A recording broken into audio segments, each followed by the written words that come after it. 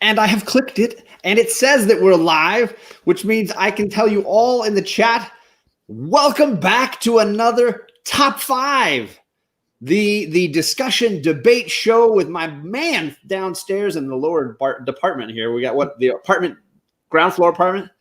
Fire Guy Ryan. Hey, hey, John. Thank you for that tremendous introduction.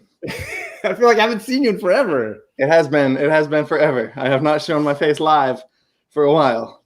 Every time I see you, the beard is longer. That's the idea. until I just become Alec. That's my ultimate goal. It's all of our goal. I went to him for beard advice like very early on, and he told me don't eat soup or ice cream. Soup and ice cream. Okay. Good news. Definitely not together, but right. Right. Also that. And another gentleman who has been tragically absent from my viewing of late is this guy, Mr. Big Will himself, who has just returned from hiatus. You look at that shirt. You look like you got back from a Hawaiian island or something. How's it going? I have arrived. Man, it is great to be back. I got some other streams lined up I'm going to be jumping on. I'm so excited. Well, it takes a lot to get a fat guy to move, and you got me jumping around. Well, this is Top 5. This is the show Ryan and I have been doing for a while now, where we look back at Top 5 anythings, and there's been a whole mess of fun topics, and I've put the link to the playlist down below, as well as the link for Big Will's channel, and Fire Guy Ryan prefers I link Comic Tom 101's channel, so that's linked down below.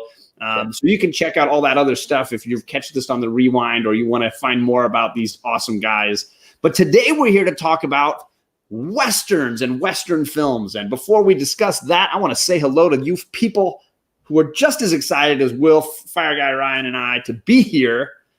I see Mr. Perry Comics was the first one in the chat.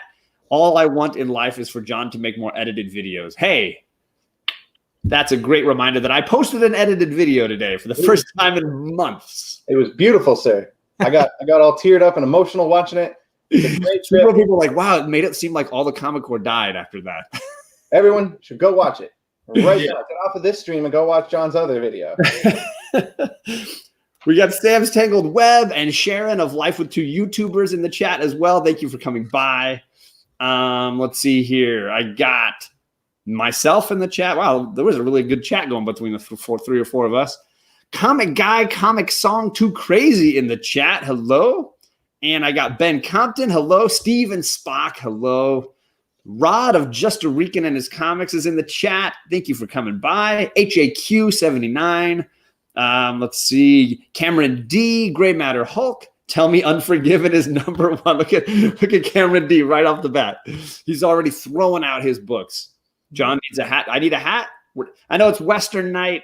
I don't know that I have a very good cowboy hat, I got to tell you. I got an Indiana Jones hat, but as I got a gun. Oh, my goodness. Firearms at the ready. Let's see. Yes, a Gray Matter Hulk, and JP Budget Collecting, Bob World, Old Wolf, Biggie Shack.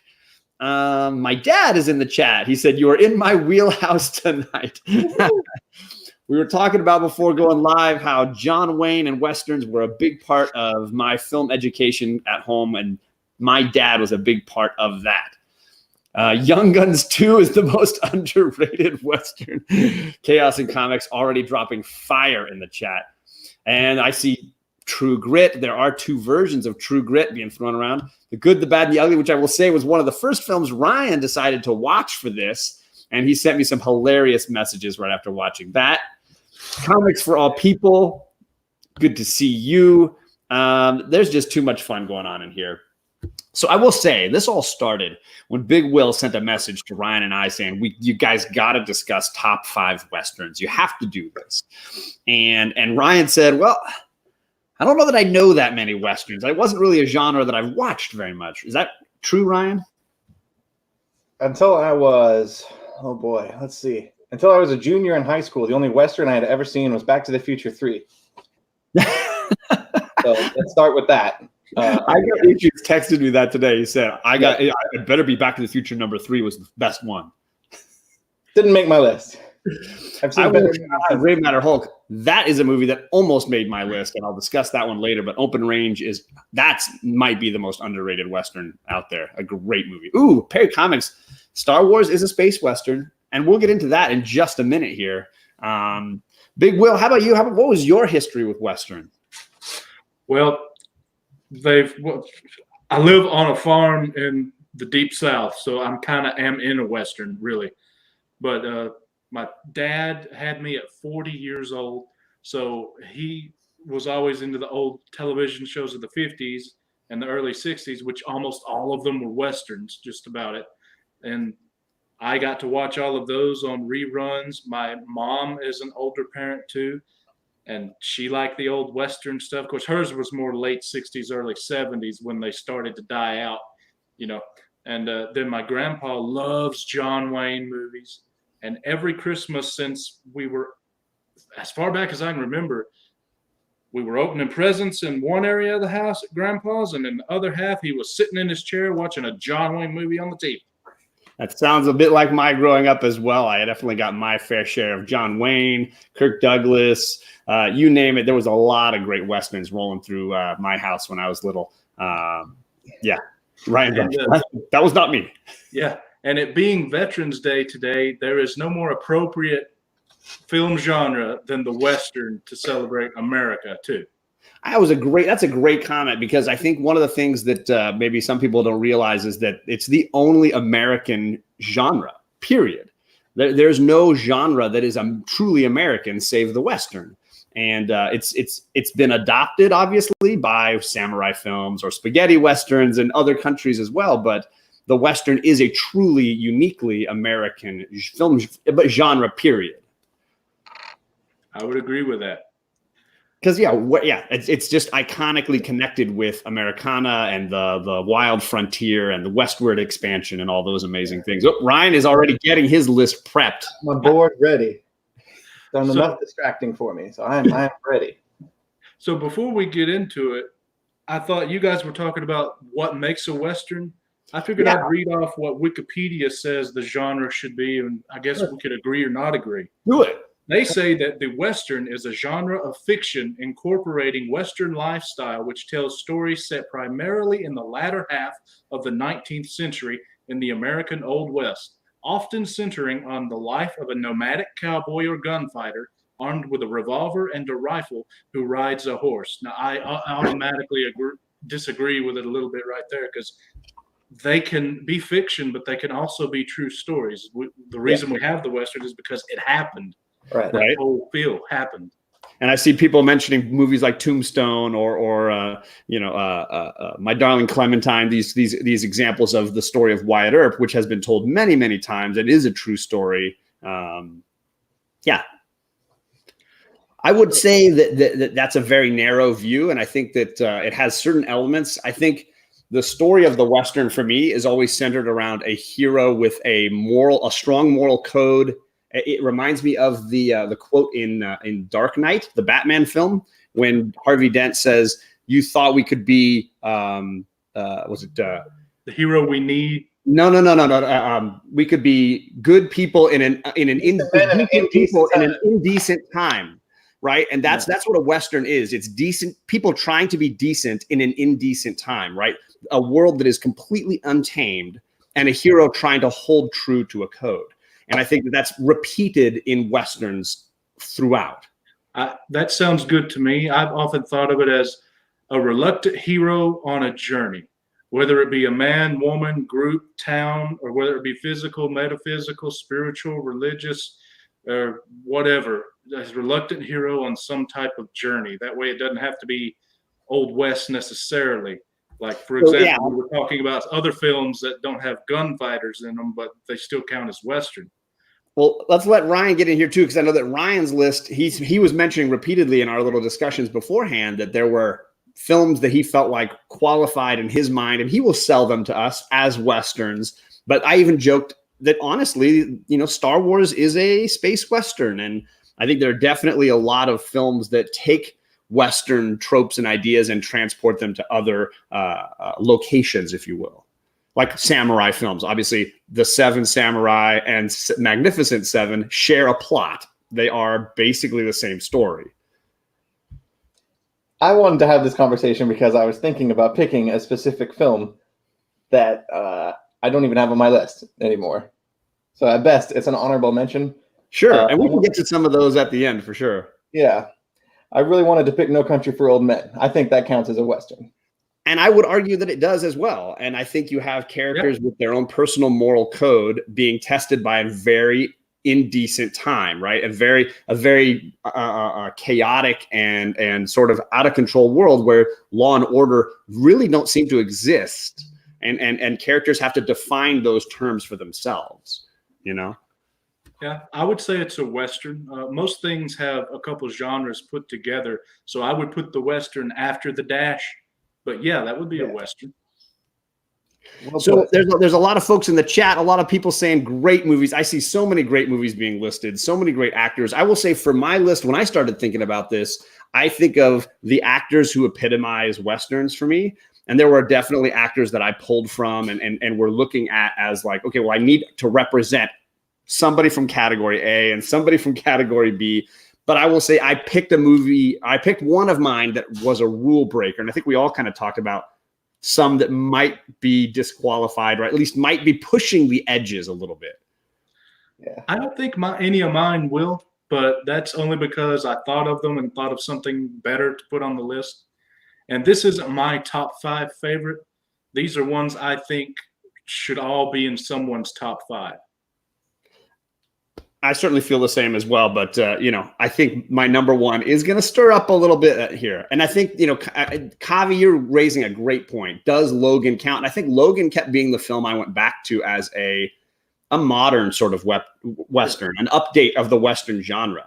You have an action Western. Yeah, well, yeah, it's a comic book Western, right? It's a Marvel superhero Western, the same way that Winter Soldier is an espionage, Marvel film, Yeah. Well, even in comics, Western, not really much anymore, but that used to be a huge area of the comic book market, which is the Westerns, especially in the Atomic Age. Funny enough. So I feel like we should just fire off this and get going here. So the way this works is each of us has a list of our favorite Westerns, 5 written down. I've got mine on this little board here. And the idea is if I pull off my number 5 here and it's on somebody else's list, we'll all chime in and talk about it and where it fits. For example, if Ryan pulled off his and it was my number 1, I'm just going to reveal my number 1 and we're all just going to roll with that. I'm going to go first. I think Ryan's going to be more of the like fun off the beaten path ones. I want to re-shout out some folks in the chat. I saw Bake the Snake. I saw White Whale Comics was in there. Let's see who else did I see. Fish and Freaks Comics. I saw you in there. Lots of great things. Ooh, Comic Core Chad. Logan is a Canadian Western. I love it. Killing it. Chad is an awesome guy, and I believe there's going to be a really great show on the Comic Core channel in an hour and a half, the Modern Men Monday show. So you might want to check that out if you get a chance a little bit later. Reluctant Hero goes on a journey. If that's the definition, then it is. I would say that that's a definition for story in general. It's hard to even say, like, is it just Westerns that have that, or do most films have that in some ways? It's hard to know. But let's just see what we got. I'm going with my number 5 here, representing my John Wayne pick for my list. Is my favorite John Wayne movie is probably The Quiet Man, but as far as Westerns, I think it's hard to beat John Wayne's The Shootist. And this was the last film that John Wayne made. This was the end of his life. I think he can be overrated. I'm not going to block you. I definitely think John Wayne is a love him or hate him kind of thing. I think this is the film he should have won the Oscar for. They gave him for True Grit because they thought he was going to die. And then he lived a whole lot longer. And he ended up making this masterpiece. It has Jimmy Stewart. It has Lauren Bacall. It even has young Ron Howard in a key role. Yeah. It centers on an old gunfighter who is slowly dying. And he gets one last chance to kind of show that his life wasn't meaningless. It is phenomenal. And I think that this is the movie that shows anybody who says John Wayne can't act needs to watch this movie. He's staring down his own mortality. He played himself, basically. Yeah, he is legitimately playing elements of himself, but the power of what he's doing and seeing him look at his own life that way, it was mind blowing. And I think it is easily his crowning achievement in Westerns. He did a lot of great ones, and I own several, but for me, The Shootist is the John Wayne Western. I would completely agree with you, and that was almost on my list, but I figured you would have it on yours, so that's why it's not on mine. You're like, John's got that one. I'll pick a different one. All right, then, Will, what's your number 5?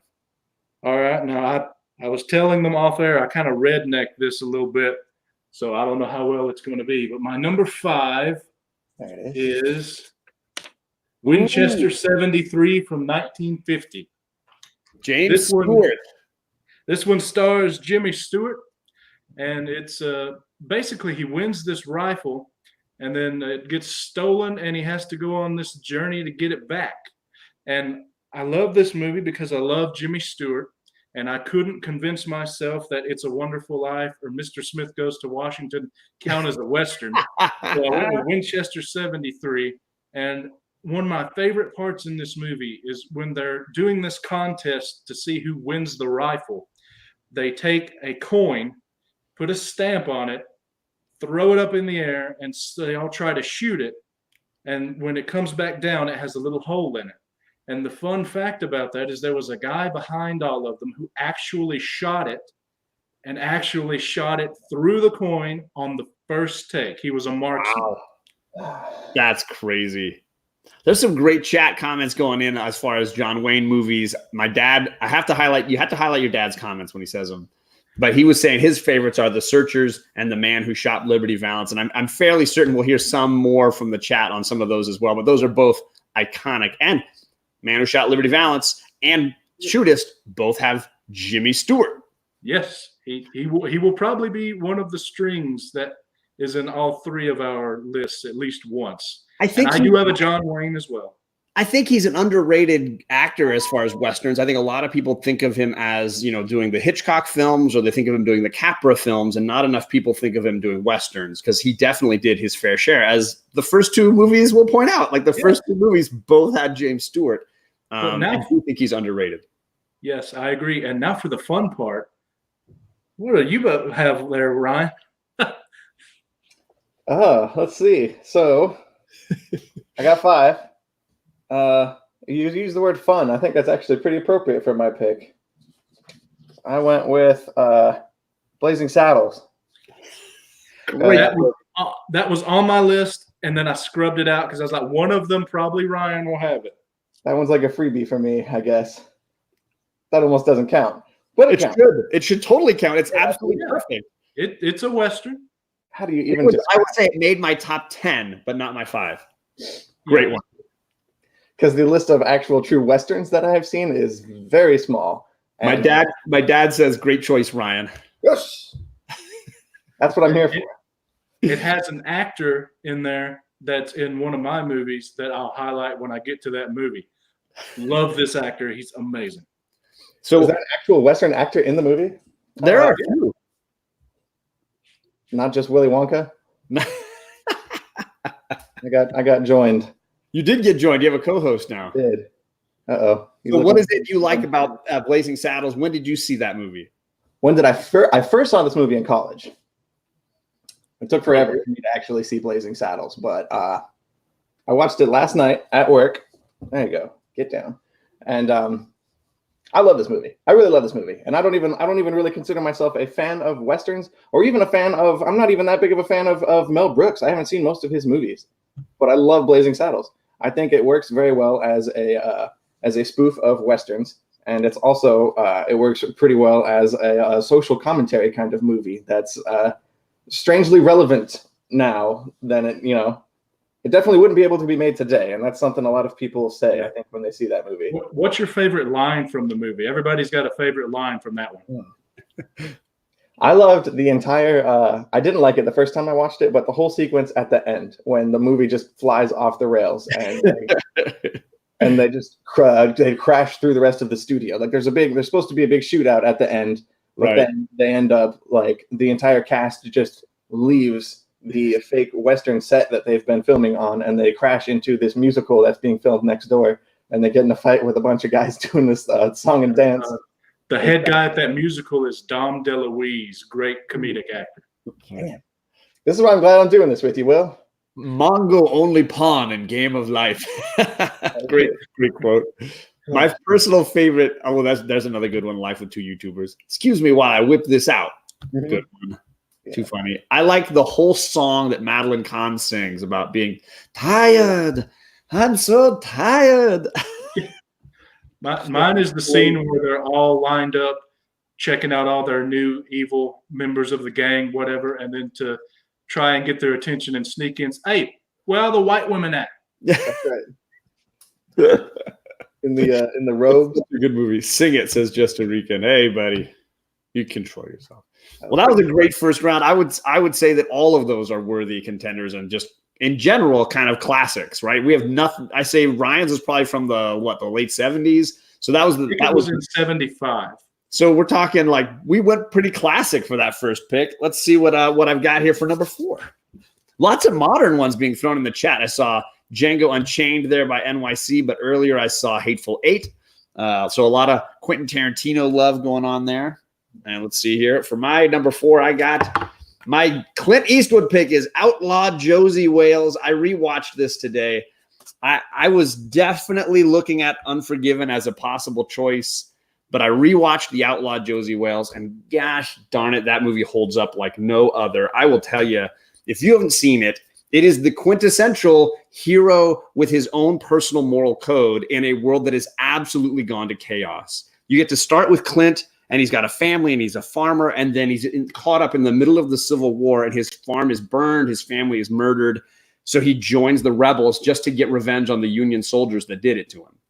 And then, of course, the war ends, and he's got to decide, is my vengeance worth more than the peace that everybody is, the documents for peace that everyone is signing? And of course, it's not. His moral code is these guys deserve the vengeance that's coming to them. So he continues to ride that hard path. And then you've got his former teammate or commanding officer who decides to hunt him down.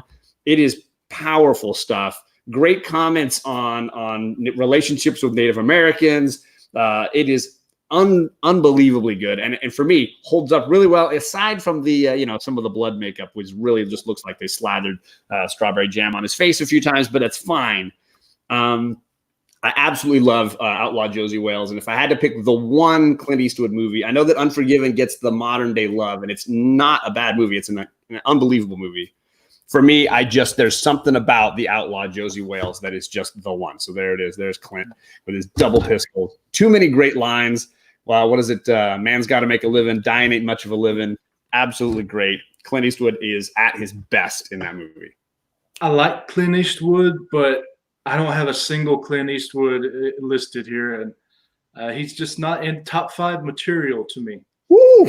Fire in the chat. Look out, everybody. Shots fired. Shots fired. I can see that. I mean, I picked one because honestly, I had to really stretch to fill my top 5 with like serious things. So I picked a Clint Eastwood movie that I watched recently. But I mean, out of the few of his films that I've seen in the past couple of months, none of them have really burrowed their way into my brain and made me like think about them afterwards. Well, I will say, like, a lot of his films deservedly get a little fire. I think that some of them are somewhat dated. I think that like Hang 'em High is one that I'm not a huge fan of. I think it is very cheesy on rewatch, but Outlaw Josie Wales holds up, and I think that it's definitely a Western that all should watch. A lot of sacrilege. I got to put some water on the fire in the chat, man. It's getting bad. Too bad Eastwood is a jerk in real life. I did hear this, but I've never met him, so I can't speak to any of that. All right, so Big Will, time for number 4 from you. Okay, my number 4 was in the place of, or Blazing Saddles was in the place of my number 4, so I decided to go with a comedy Western, but instead of Blazing Saddles, I picked McClintock from 1963. There's a little John Wayne. In the movie McClintock, and it's a John Wayne movie for those of you that don't know, and it's a great fun This is in his prime as far as his movie making goes. Basically, it's its father who has this wife that is irritating to everyone. No one likes her. And then he has a daughter who seems to be in the same vein as her mother. And then this boy who he tries to help out and gives a job to, they both, let's just say spanking is involved, and it's hilarious. There's a little Cat Ballou shout out for comedy westerns. I do think there's a whole category for comedy westerns there are some really great ones. I will say McClintock is hilarious. It is definitely a romantic comedy farce set in the Old West. You have Wayne and you've got Maureen O'Hara, and they are paired together in lots of great movies like The Quiet Man that I mentioned earlier. And the banter between the two of them is always just stellar. This one also has John Wayne's son in that second lead male part, the young guy who's falling in love with Wayne's daughter. The water slide or the mudslide scene is top notch and is hilarious. My favorite scene is the wife. John Wayne realizes it's time to deal with this wife. And she goes running through the town. They're breaking everything. She's getting covered in feathers. She's getting covered in water and all sorts of things, and gets her clothes ripped off. And it's just this whole mess of him tracking her down finally. And then at the end, he bends her over his knee. And just watch it. Just watch it. Somebody might need to put Comic Head 84 in timeout if he's going to pick Wild Wild West with Will Smith. He might need to go. The second Western I ever saw. It is the best giant spider movie that there is, though. Right. Top three at least. Oh yeah, Top three giant spider films. All right, Fire Guy, number 4. This is the one I'm least set on, I guess. I watched this yesterday for the first time because I knew I needed to watch. We really decided to do this at the last minute. Like, hey, we need to do this stream about westerns. How's tomorrow? Oh, cool. Tomorrow's pretty good. Let me just watch another movie real quick. So I put on Unforgiven because that's the one everybody talks about, and I liked it. It was pretty good. It made my list. I put it on the top 5, I guess. That's not to say that there's not the possibility of every other Western that I have yet to see possibly knocking it off of this list. But out of the 5 or 6 or 7 maybe that I have seen in my entire life, I think Unforgiven is pretty damn good. I think amazing. Yeah. There seems to be a common theme I'm noticing in Western films about somebody who gets pulled back into a life that they left. And Unforgiven did a really good job, I think, of showing that once you have been kind of a piece of crap outlaw bandit for most of your life and you give that up and you go live a, quote, normal existence, I guess, then that movie does a really good job of showing the impact of violence and that kind of lifestyle has on a person. That's a great comment, because I think that the scarring aspect physically, emotionally of violence is all throughout, because you have these poor women at the very beginning who get basically assaulted by the cowboys, and that injury spurns the rest of the movie, where all these other sort of scarred, injured men are then thrown into action amongst each other. And it's mind-blowingly powerful, that film. It's hard to rewatch because it's just a train heading to a wreck, and but so powerful. And again, Mark, what do you got? You got Morgan Freeman. You got Hackman. You got Gene Hackman. You got Clint Eastwood. It is just stacked with talented people. Dumbledore was in that movie. The original. I've never seen him in anything else. And Harry Potter Strikes Again. Exactly. Looks like JD is a fan of Clint Eastwood. He's throwing out a bunch of Clint Eastwood movies. My dad says powerful Western, no real good guys. Yeah, Morgan Freeman is probably the best of the good guys, and obviously that doesn't work out so well. Don't worry, at JD, Outlaw Josie Wales is right here. It was my number 4. You missed it a little bit ago. But that might have been I guess Big Will said no more Clint Eastwood on his list, and Ryan said just one on his list. So we have cleared Clint out. So if you have a Clint Eastwood movie, just be aware there's no more coming from us, even if TJ really loves Paint Your Wagon. which is the musical that he did with Lee Marvin and classic. Yeah. Did you ever look that up, Ryan? You were talking about this yesterday, right? He sings a song. They're singing Lee Marvin, Clint Eastwood. Yeah, Paint Your Wagon. It's long too. It's like a 3-hour movie or 2.5. It's a long movie. Man, I gotta look that up. Ooh, JD's throwing out 310 to Yuma. There's 2 versions of 310 to Yuma, and they're both good. So definitely something to be checking out there. All right, so then we're on to number 3 here for me. And my number 3 is High Noon. I rewatched this because it is streaming right now. You can go over to Amazon Prime and rewatch this Gary Cooper film. Ryan, if you have not seen this, it is the Western version of 24. It takes place in real time. This is a Western in real time, focusing on a hero U.S. Marshal who is retiring. We watch him finish his wedding vows and get married, just as he realizes an old nemesis is coming to town. And he has the choice. Do I ride off with my new bride and just try to run away from this and leave this town to whatever's coming? Or do I stand my ground knowing what's coming for me? And then little by little, he starts to realize everybody in the town has a different moral code than him. They're running and hiding. They're trying to act like it's no big deal. Nobody is going to stand with him. And the clock is ticking to noon when he knows these guys are coming for him.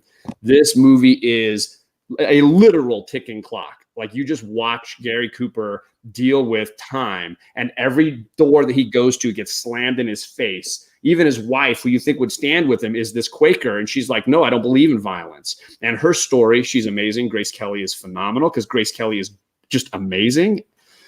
That story is so freaking good. High Noon has been remade, I think, 3 times now. It is just so powerful. The steady dragging fear of what's going to happen as time runs out, and our hero is the immovable object. He is not going to change his moral code just because he will save his life. He's going to be the one person standing here saying, no, you can bring your whatever to my world, but I'm going to be standing here to stop you, even if it costs me my life. It is so powerful. Backstory: this is a Blacklist movie. The guy who wrote it was blacklisted by Hollywood and kicked out. And this was his film that he was making to make a comment about blacklisting, about this idea that, just because somebody is standing in the middle of our government and shouting out about communism and saying there's a list of communists working all around you, frightening the daylights out of everyone, doesn't mean you can't still stand by your own personal moral code. The movie almost didn't get made because most of Hollywood was very conservative and didn't want to make it. Even John Wayne was like, I don't want to be in this movie. I don't believe in this. This guy should be blacklisted. All this kind of stuff. Very conservative folk. In the end, even Gary Cooper, who is a conservative guy, apparently changed his mind about blacklisting later in his life because of his experience making this movie. The writer and one of the producers for the film both lost their ability to make movies in the United States because they were blacklisted. So little backstory. I haven't seen it in so long. I might as well say I haven't seen it. It's one that I really want to watch again. I just thought I could do a fine list without it. But yes, it would be a very, very top of the list to consider to put on mine, but it's not there. So yeah, I love it for what it says about Westerns. Take a breath, John. I know I get very excited about my Westerns, Chris. I get very excited. And yeah, for me though, like this movie ranked above the John Wayne movies. It is just iconic. Again, Ryan, the 24 guy in you could at least appreciate the it's real time, baby. Everything happens in real time. Also, hey, this is the first movie appearance of Lee Van Cleef, the actor from The Good, the Bad, and the Ugly, who played the bad. This is his very first movie, and he's great in it. Lots of great little cameos from other actors. Okay, so since none of us have picked that movie, right? Because we're all done with Clint. Right. I didn't like it. This is not a Clint movie. I know. I didn't like Good, Bad, and the Ugly. I watched that first. Oh, sure. Okay, sorry. That was the first thing I sat down to watch when I saw we were doing this list. And that movie did not do it for me. It did not do it for me. Oh, my goodness. Oh, man, that movie. I will say he's not top 5 material to me. I will say Good, the Bad, and the Ugly is like super long. People don't remember sometimes that it's over 3 hours, I think even. I think that, yeah, it is not as everybody remembers the gunfights at certain moments. They don't remember this. It is a really belabored movie. And yeah, I don't think it's top 5 worthy. When Ryan sent me that he watched it, I was like, dude, I would not have put that as like, go and pick that movie to watch. You could have fit 2 other good Westerns in that space. Yeah. I didn't feel like they spent any, I didn't feel anything for any of the characters. There was like no character development. The one I liked the most was the ugly, whatever his name ended up being. Eli Wallach is the actor. Yeah. He's great. The best part of that movie. Anyway. Some other movies getting shouted out: Tombstone, Unforgiven, Last of the Mohicans. Hey, I agree. Cowboy Woody, you could argue that Toy Story is some kind of a Western. So you just hang in there, buddy. And then JD throwing out his list. I do think I'm super proud of this community. I've seen Open Range on several lists, and it is an all-time great one. If you haven't seen that, that's a great movie. Is that with Robert Duvall? Am I thinking of the right movie? Duvall and Costner. Yeah, Costner directed it and starred in it with Duvall. I'll have to watch that one. My dad says that Good, the Bad, and the Ugly is the best of the Clint Eastwood spaghetti westerns, but is that a real badge of honor? Right? It might be a low bar. I'm going to throw a mind bender here and say Kurosawa films are westerns. We made that comment at the beginning, Chris, that you could definitely comment that samurai films are westerns. I would have no problem with people making that comment. Obviously, you and I, Chris, have even talked about the 7 Samurai and the 7 Magnificent Seven. Well, they are the Western era of Japan, and a lot of American and Japanese westerns, if you count samurais as westerns, take from each other. Right.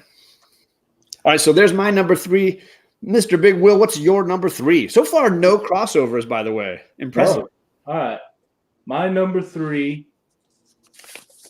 Shane, 1953. I actually was forced to read the book, and turns out I'm glad I did in junior high. And then the film is almost as good as the book. And if you could say Logan is a ripoff of Shane to an extent. They even have the movie in the movie, and X-23 quotes it. But this is just a great example of the reluctant hero who doesn't really want to do what he knows he must do. And it's sad at the end. The little boy's shouting, Shane, and he has to run away on his horse because he just can't stay, because once you kill.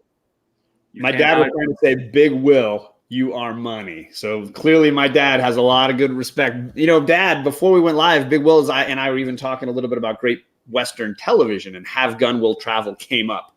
So Big Will respects my dad has the entire Have Gun Will Travel DVD set. Have Gun Will Travel. Fifth best mustache. Have Gun Will Travel. That's a whole other top 5. We'll get to next video, huh? Anyway, one cool thing that they did in the movie is, in the book, Shane is all in black, his horse, his hat, his clothing. But during this time when Westerns were being made in the movies, if you were a bad guy, you wore in black. If you were a good guy, you wore white. Yep. So for the movie, they couldn't have him in black, but they didn't want to disrespect the book too much. So hilariously, his horse, his clothes, and his hat are all brown.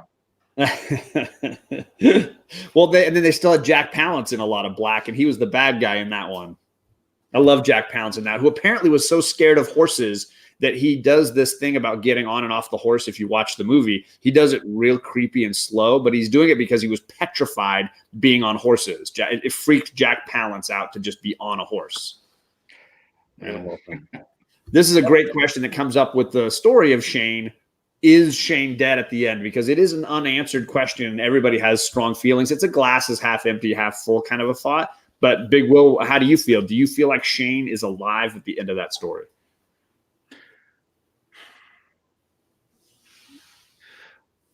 I would say yes. It's a complete toss-up, really. But, I mean, I would say yes. Just it makes more sense to have him alive at the end, especially with how distraught the little boy is with him leaving. I mean, even children know if you're not alive. I mean, so unless he died while galloping away. I think that's usually the implication, that like he's dying, and then the second he gets away from the farm a little ways, he's just on the horse. Now, Brian, have you seen Shane?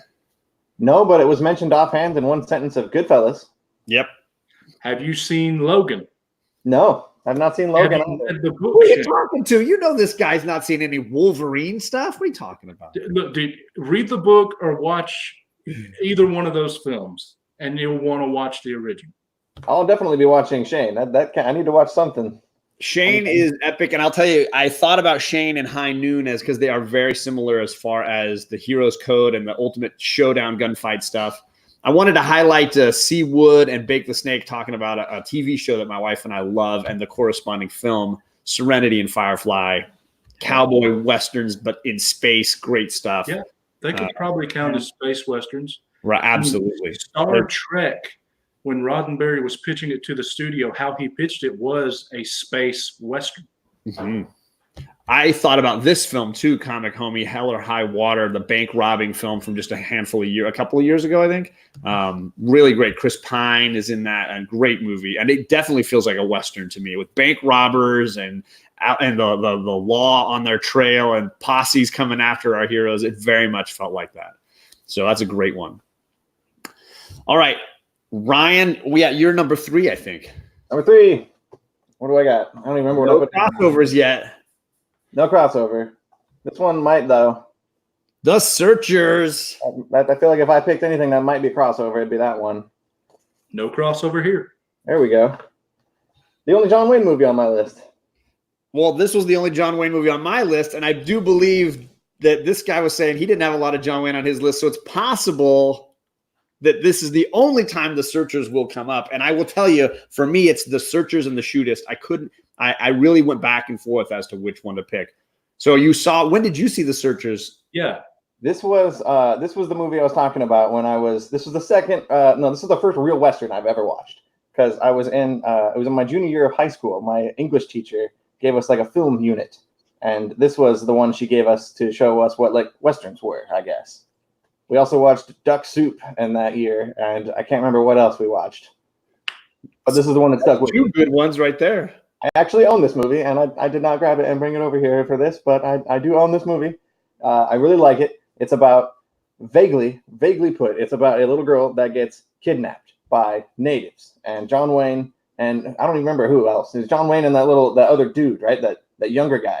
Yep. They go out and search for her. Thus, The Searchers. And the whole movie is about their like quest to kind of find this girl and bring her back. And then I guess for me, what stood out most about this film really was like the final moments. I guess I said that about Blazing Saddles too, but I feel the same way about The Searchers with him framed in the doorway and just kind of walking away from the house instead of coming back in and having like a nice touching family moment. He's kind of a loner. And he just chooses the isolation of the outdoors. Yeah, it's an iconic moment with the door frame in black and then the vista sort of in the background.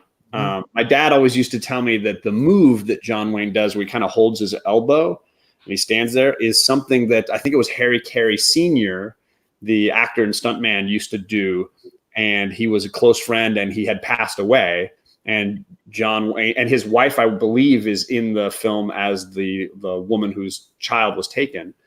And John did that move without telling her he was going to do it. And apparently she like broke down knowing exactly what Wayne was trying to do there, that little move he was doing.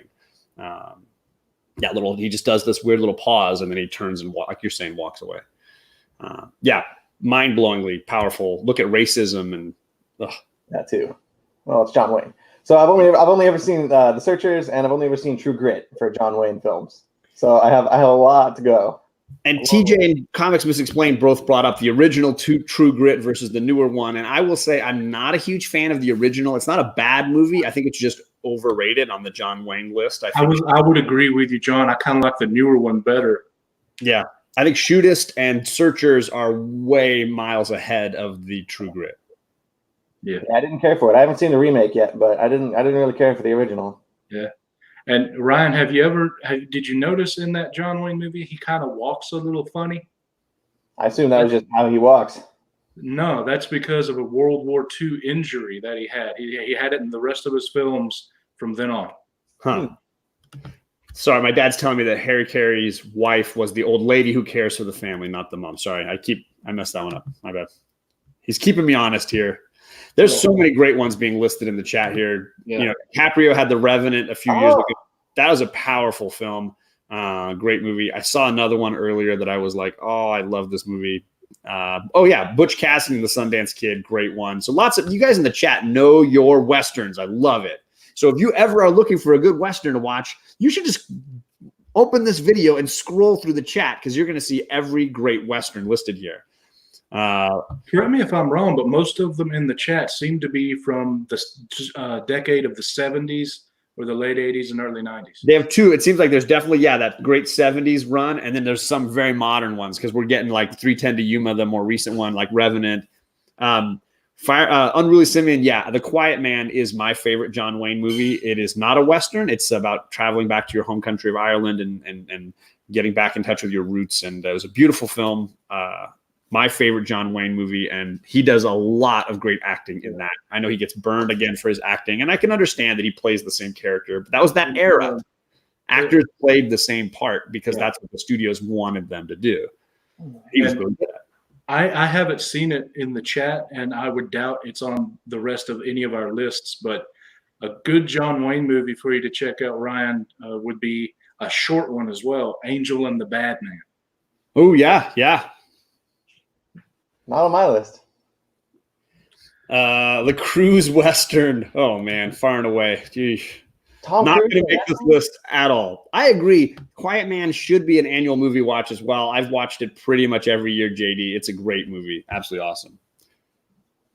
We're on round number 2, and as of yet, no repeats, no doubled up movies. There's a lot of broadness to these categories, so this is kind of a fun one to be doing.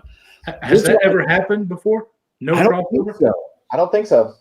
Right? I don't think we've done that. I don't think we've ever had a complete blank. I've had nights when my picks were, not anybody, nobody else had my picks, but definitely this would be the first time I think we blanked everybody. This one I've seen mentioned in the chat a few times. It is more of a modern because it's I think a late 80s. This is my Kevin Costner one is Silverado. This is Lawrence Kasdan. You've got directing and writing. You've got Danny Glover. You've got Scott Glenn. You've got Kevin Kline. You got Kevin Costner. You've got Frank Lapidus from Lost in a great creepy role as a bad guy. So many great actors. I forgot Jeff Goldblum. This film is stacked. Linda Hunt. Silverado is a phenomenal Western. And for me, Kevin Costner deserves a place on this list, even if it's just for Dances with Wolves or Open Range, which everybody is shouting out. But this, for me, is a movie that I watch pretty regularly. I would say once a year. This movie is amazing. It's got comedy, but it's also got some amazing gunfights.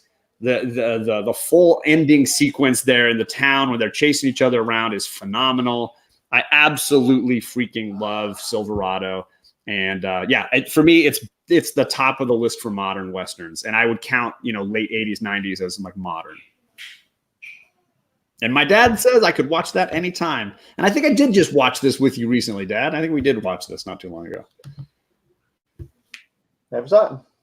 Well, I'm a Costner fan. I know he gets burned for not being a very good actor as well. And I would say I'd be happy to I could have made a list with Open Range, Silverado, Dances with Wolves. You could have definitely had a whole slew of good Costner Westerns on there. Easy.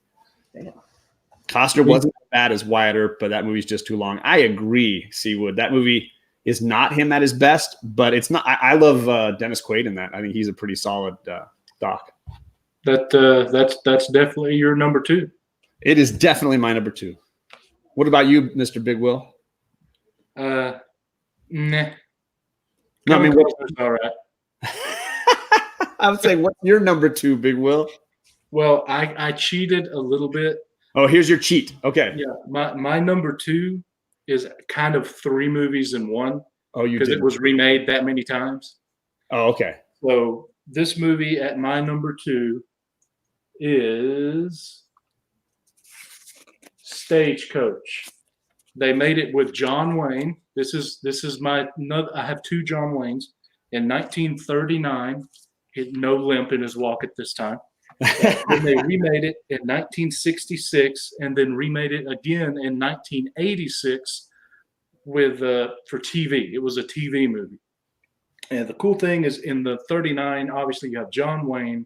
It's a John Ford directed movie, which makes it awesome. And it has one of the top stunts that you'll ever see in any movie. And the stunt is the guy, he's like supposed to be an outlaw who's actually trying to help out. He goes into off of a stagecoach onto the horses' harnesses and goes out to the first horse or first two horses. And I think it's either 6 or 8 horses that they have, I believe, in this one. And he falls underneath, lets go, and all the horses go. He has to stay in the middle, and the stagecoach drives over him. The only way they could do that stunt was the stuntman actually did it. There were no tricks, no nothing. I will say, like, if you've seen Maverick with Mel Gibson, they basically try to recreate it. If you've seen Raiders of the Lost Ark, when he's sliding under the truck, they basically tried to recreate it. It is an all-time It is an all-time stunt.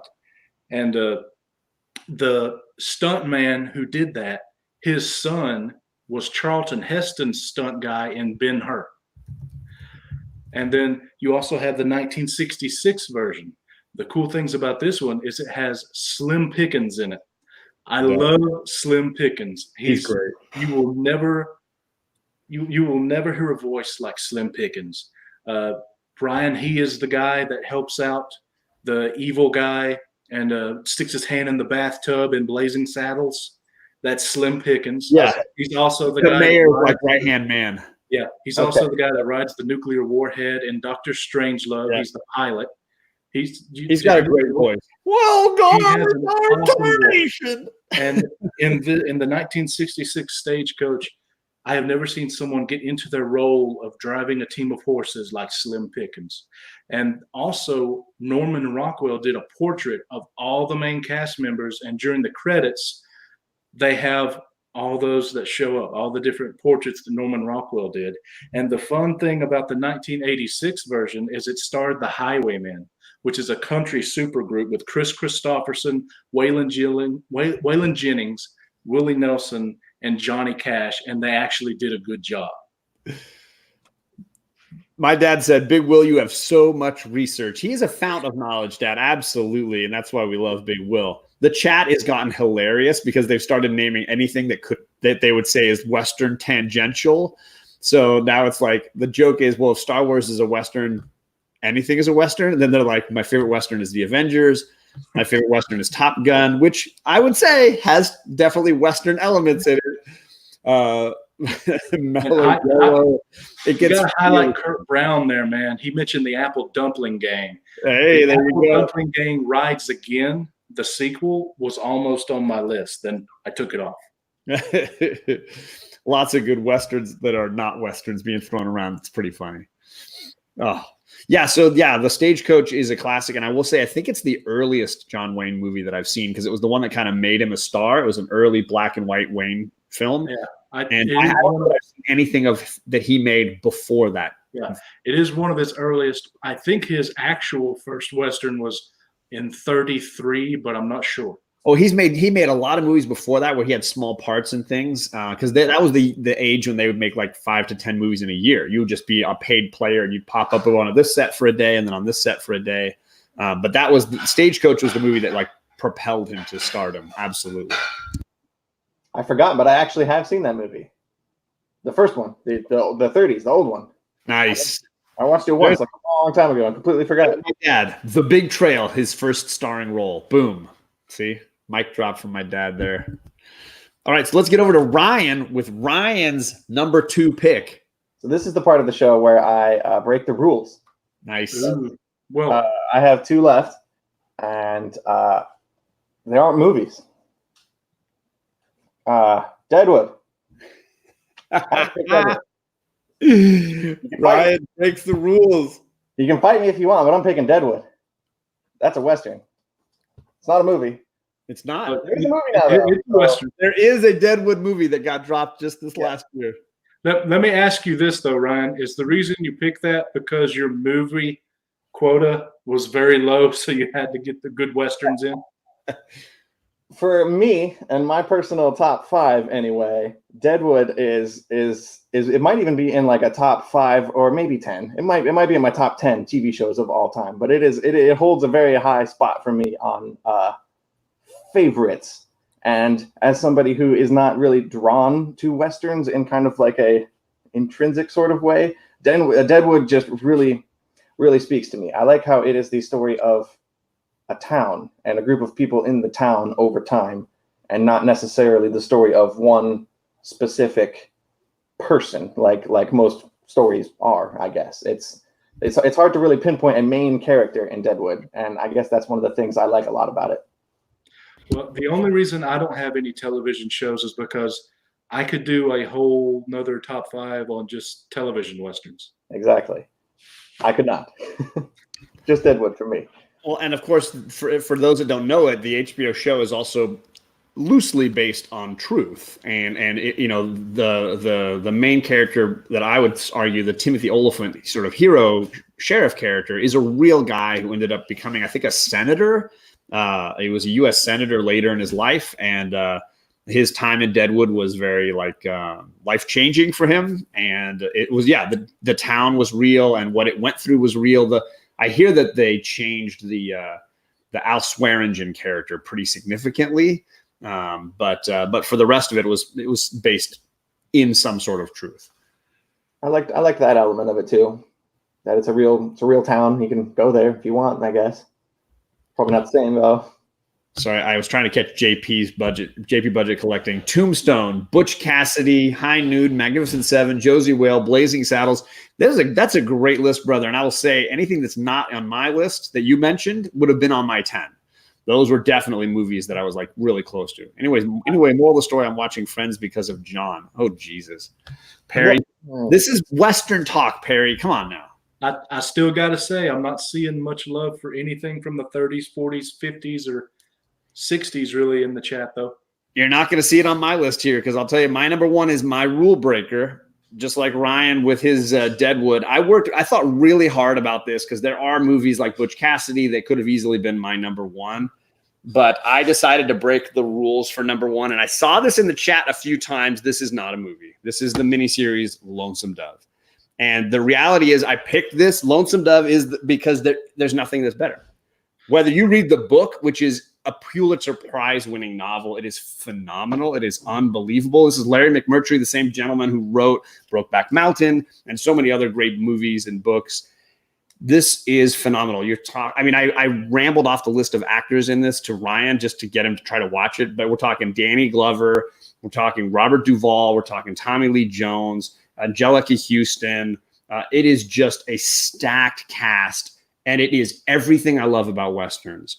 Whether you're talking about living life out on the range, taking care of the cattle and moving from place to place, whether you're talking about the dangers of meeting outlaws or battling, Native Americans out on the prairie somewhere, or chases, gunfights, old-fashioned justice, you name it. This story has everything, and it is all done to perfection. It's a rule breaker. This is a mini series. This is basically 3 movies, much like Big Will said. He had 3 stagecoaches. It's basically 3 movies in length. It is epic, and it is total perfection. If you want to just know what is a Western, this is what I would give somebody. I would just hand them this incredible film and say, or you just watch this. I know it's insanely long, but you will get everything you ever wanted from a Western. I mean, I forgot Steve Buscemi is in it. It's just a stacked cast of talent. So good. I would disagree. It is perfection for Westerns. And I have a request. Can my number 1 be after Ryan's? Because I think it's something special, and we're going to have to talk about it. It's 9 hours, Dad? Okay, I believe you. You probably watched it more than me. So if it's 9 hours, it's 9 hours. It is an epic miniseries and too good. 9 hours. Yeah. I'll have to check that out, I guess, someday. So my number 1, it's from a creator that I have loved for my whole life, but I have one day they said that they were going to make a Western, and I had to make a choice. Like at that point, I'm like, do I do I get this? Do I participate in this? Or do I just stick, ignore this and stick with the things that they've done that I love? But I made the choice to try it, and I picked a video game for number one. Is it Red Dead Redemption? I picked a video game. I did. I picked Red Dead Redemption. Hilarious. Yep. Y'all can hate me if you want, but I'll send you some footage afterwards. Some beautiful. Oh my God, that's hilarious! I can't wait for the chat to just dive into this. But go ahead, Ryan. I'm going to put you on full screen. Let you defend this. Go for it. One of your movies, John. I don't remember which one you were saying. It was like your fourth. It was Josie Wales. It was your description for Josie Wales is a lot like this movie, where it is a guy who was once part of a gang and is now conscripted by shady government types to kind of track down and hunt down the rest of the outlaws that he used to ride with, who have betrayed him, shot him, left him for dead. And now you have to play this character, John Marston, who hunts down through the course of this game. You have to hunt down and find the rest of your outlaw friends from back in the day. And it's awesome. It's perfection. And playing this game back in 2010 literally opened my mind to an entire genre of storytelling that I had not known existed or even really cared for. So I have to personally give Red Dead Redemption a lot of credit for letting me know that Westerns didn't suck and that I should try more of them. And that's why I picked that one. I will say there's a couple people giving you some props at least. Red Dead is better than anything on these lists, says Chaos in comments. Oh, that's hilarious. Doesn't count. Oh, man. That is brazen, Ryan. That was ballsy and brazen. I'm just going to say it. I would not have put it on the list. I think it breaks the rules too much, but I can't down it because it's good. Oh, that's hilarious. My dad says, I love you for your courage. I don't have courage. Not at all. That's hilarious. Okay, so Big Will, that leaves you with the number one spot, brother. What do you got for us? Well, first off, it is an actual movie. Hey, wrong guy. All right, my first one here is The Great Train Robbery, 1903. This movie this is one of the first movies ever made. It is widely considered to be the first action movie ever made and the first Western ever made. They even used special advances in camera technology at the time. And think 1903, think how advanced these advancements were when they made this movie. It was feature length at the time, which was about 12 minutes. That's how long the movie is. And it's one of the first times you got to see something with a story. Most of the time, like one of the first films is just a horse running, basically. And they say, oh, that's the first movie. Well, not really. It's the first film, but first movie with a story, a plot, something that happens, characters, was The Great Train Robbery, 1903. Yeah, that's what Conquistadorks is saying. What? Is that the one I've seen some?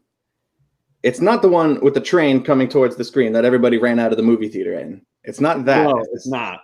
Is this the one with the guy shooting the gun at the screen?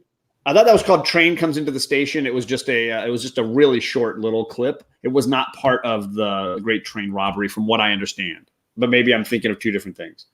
This is the one at the beginning of Tombstone. They even show a clip from the Great Train Robbery where the gunman sort of points a gun at the camera and pulls the trigger, and this puff of smoke blasts. That is the scene that everyone remembers. But it's kind of funny to me that is the scene everyone remembers when the entire movie is 12 minutes. Yeah. Right.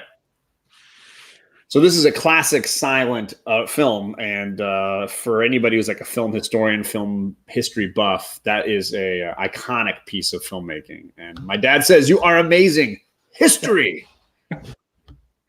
Well, I was in college to be a history teacher for a while, so yes, it's a horrible movie. Let me just be honest. It's a horrible movie as far as us liking it for the movie, but for what it represents, what it is, what it did, it has to be on a list of top 5 Westerns, especially since it's one of the first, if not the first Western ever. Absolutely. And I don't think anyone's picked anything this old on any of your top 5s either. Never. And we also made it, if I'm not mistaken, through the entire top 5 with no one having another person's. Right? And of course, so many great Westerns forgotten and left off. You could go forever listing like Butch Red Dead Redemption 2. I didn't pick that one. Right? There's a whole nother Red Dead Redemption I could have picked. I will say my favorite Red Dead comment, though, is JP Budget Collecting said, "It is good, but are there any rules to this list?" JP Budget Collecting with the win.